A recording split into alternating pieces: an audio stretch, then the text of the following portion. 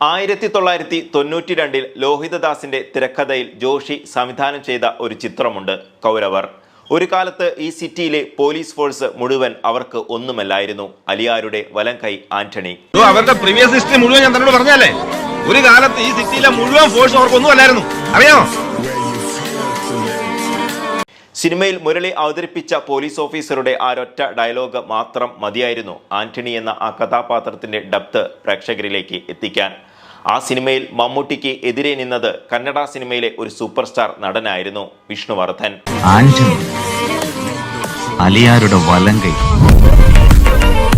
Mammootty Vishnuvardhan combo വലിയ രീതിയിൽ വിജയിക്കുകയും സിനിമ ആ വർഷത്തെ ഏറ്റവും മികച്ച കളക്ഷൻ നേടിയ മലയാള സിനിമകളിൽ ഒന്നായി മാറുകയും ചെയ്തു.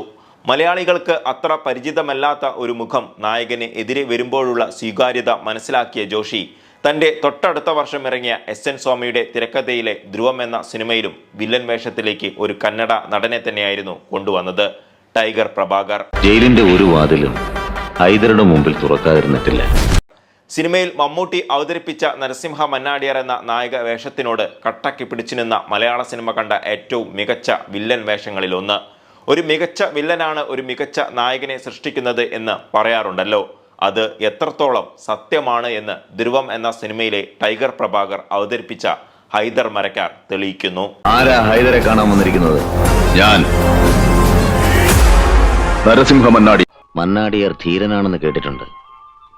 ഞാൻ കേട്ടത് സത്യമാണെങ്കിൽ അതിന് യോജിക്കുന്ന വിധത്തിൽ എന്നെ ജയിച്ചുള്ളൂ. ഇപ്പോൾ ഇതാ മമ്മൂട്ടി കമ്പനിയുടെ 5ാമത്തെ സംരംഭമായ ടർബോയിലും നായകന് എതിരെ വരുന്നത് ഒരു കന്നഡ നടനാണ്. പ്രീസെയിൽ കളക്ഷനിൽ റെക്കോർഡ് സെയിലോടുകൂടി ഈ വരുന്ന മെയ് 23-ന് ടർബോ തിയേറ്ററുകളിൽ എത്തുമ്പോൾ മമ്മൂട്ടിയുടെ അഴിഞ്ഞാട്ടം കാണാൻ കാത്തിരിക്കുന്ന പ്രേക്ഷകരെ ഉത്തേജിപ്പിക്കുന്ന ഘടകങ്ങളിൽ മറ്റൊന്നുകൂടിയുണ്ട്. അത് ആ സിനിമയിലെ വില്ലൻ കഥാപാത്രം രാജ്ബി ഷെട്ടിയാണ്. മെയ് 12-ന് സിനിമയുടെ ട്രെയിലർ ഇറങ്ങിയപ്പോൾ മമ്മൂട്ടിയുടെ പ്രകടനത്തോടൊപ്പം തന്നെ ചർച്ചാ വിഷയമായ മറ്റൊരാൾ സിനിമയിലെ രാജ്ബി ഷെട്ടി അവതരിപ്പിക്കുന്ന വെട്രിവേൽ ഷൺമുഖ സുന്ദരം എന്ന വില്ലൻ കഥാപാത്രമായിരുന്നു. ഞാൻ പറയുന്നില്ല, കാരണം ഇനി നമ്മൾ തമ്മിൽ കാണില്ല. കാസ്റ്റിംഗിൽ വളരെയധികം ശ്രദ്ധിക്കുന്ന പ്രൊഡക്ഷൻ കമ്പനി ആണല്ലോ മമ്മൂട്ടി കമ്പനി. മമ്മൂട്ടിക്കൊപ്പം ഒരു വില്ലനെ തിരഞ്ഞെടുക്കുമ്പോൾ, അതും ഇത്രയും മാസ് സിനിമയിൽ ആകുമ്പോൾ, തീർച്ചയായും ആ നടന് അതിനുള്ള ഒരു ആംബിയൻസ് ഉണ്ടായിരിക്കും. ആരാണ് ഈ രാജ്ബി ഷെട്ടി? മമ്മൂട്ടി സിനിമയിൽ മമ്മൂട്ടിക്ക് നേർക്കുനേർ നിന്ന് തല്ലാൻ പോകുന്ന ആ വില്ലനെ നമുക്ക് കൂടുതൽ പരിചയപ്പെടാം. ഈ ചാനൽ ആദ്യമായി കാണുന്നവരാണെങ്കിൽ ചാനൽ സബ്സ്ക്രൈബ് ചെയ്യാനും ബെൽ ബട്ടൺ അമർത്താനും വിനീതമായി അഭ്യർത്ഥിക്കുന്നു. 2019-ൽ മലയാള സിനിമയിൽ തമാശ എന്ന ഒരു സിനിമ റിലീസായിരുന്നു. വിനയ് ഫോർട്ട് നായകനായ ഈ സിനിമ യഥാർത്ഥത്തിൽ കന്നഡയിലെ ഒണ്ട് മൊട്ടൈ കഥൈ എന്ന സിനിമയിൽ നിന്നും അഡാപ്റ്റ് ചെയ്തതായിരുന്നു. കഷണ്ടിത്തലയുമായി ആ സിനിമയിലൂടെ കന്നഡ നായക നിരയിലേക്ക് നടന്നു കയറിയ ഒരു നടനുണ്ടായിരുന്നു. അത് മറ്റാരുമല്ല, നമ്മൾ ഇപ്പോൾ പറഞ്ഞുകൊണ്ടിരിക്കുന്ന രാജ്ബി ഷെട്ടി തന്നെയായിരുന്നു അത്. ഫഹദ് ഫാസിൽ മലയാള സിനിമയുടെ നായക സങ്കല്പം തൻ്റെ കഷണ്ടിത്തലയുമായി മാറ്റി മറിച്ചതുപോലെ തന്നെ രാജ്ബി ഷെട്ടിയും അന്ന് ആ നായക കഥാപാത്രത്തിലൂടെ കന്നഡ സിനിമയിൽ വലിയ വിപ്ലവം തന്നെ സൃഷ്ടിച്ചു. കഷണ്ടിത്തലയുള്ളവർ ജീവിതത്തിൽ അനുഭവിക്കുന്ന പ്രയാസങ്ങൾ തമാശ രൂപത്തിൽ പ്രേക്ഷകരിലേക്ക് അദ്ദേഹം കൃത്യമായി എത്തിച്ചപ്പോൾ ആ സിനിമ കന്നഡ സിനിമയിലെ ഏറ്റവും വലിയ ബ്ലോക്ക് ബസ്റ്ററുകളിൽ ഒന്നായി മാറി. അതിലും രസകരമായ കാര്യം, ആ സിനിമ തിരക്കഥ നിർവഹിച്ചതും സംവിധാനം ചെയ്തതും രാജ്ബി ഷെട്ടി തന്നെയായിരുന്നു. ചുരുക്കി പറഞ്ഞാൽ ഒരു ബഹുമുഖ പ്രതിഭ. കഥ ഇവിടെയും തീരുന്നില്ല. പ്രശാന്ത് നീൽ സംവിധാനം ചെയ്ത് യാഷ് നായകനായ KGF 1ഉം 2ഉം കേരളക്കരയിൽ ഉണ്ടാക്കിയ ഓളം ഇപ്പോഴും കെട്ടടങ്ങിയിട്ടില്ല. KGF 3ക്കായി മലയാളികൾ ഇന്നും കാത്തിരിക്കുകയാണ്. KGFന്റെ ചുവട് പിടിച്ച് എത്തിയ മറ്റ് കന്നഡ സിനിമയിൽ മലയാളികൾ ഇരു കൈയും നീട്ടി ഹൃദയം കൊണ്ട് സ്വീകരിച്ച ഒരു സിനിമയാണ് 777 ചാർലി എന്ന ഒരു നായ കേന്ദ്ര കഥാപാത്രമായ സിനിമ. സിനിമയിൽ നായകനും നായയും തമ്മിലുള്ള കമ്മ്യൂണിക്കേഷൻസ് തന്നെയായിരുന്നു ആ സിനിമയിൽ പ്രേക്ഷകരെ പിടിച്ചിരുത്തിയത്.